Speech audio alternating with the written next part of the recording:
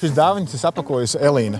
Mēs nezinām, kas tur iekšā ir. Gadu mēs iesāksim ar dāvanu nodošanu uzvarētājiem. 4 komentāriem, kuri mums likās visforšākie komentāri. Braucējus mēs visus ņemsim vērā, bet šie komentāri tie, kurus mēs izvēlējāmies kā mūsu favorītus. Kur vienkārši mums abiem patika. Tad es nāku šajā pusē. Un kā pirmo komentāru mēs izvēlamies Ivars Stīpnieks 7744.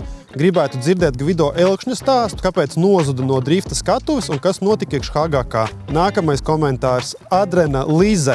Jāuzaicina jaunais dūzis Daniels Baumanis. Nesaprot, kā viņš apvieno kontroldarbus skolā ar gonkām pro čempionātos un kādu iespēju var gūt no drifta simulatoriem. Trešais komentārs ir Helvis 141. Nākamais viesis Jānis Eglīte. Pieredze Latvijas un starptautiskajā driftā, drift masters, biķernieki un gadi pie stūras runā paši par sevi. Būtu interesanti dzirdēt gan nopietnus stāstus, gan to, kas paliek aiz dūmiem un riepu kaudzēm. Un kā pēdējais 4. komentārs Dāvelītis Nikolas Zbertāns, lai pastāst par to, kāpēc vispār sāka driftot, plānus nākotnē, kāpēc neaizbrauc uz FD, Latvijas drifta nākotni, ielas auto kultūru un sadarbību ar HGK.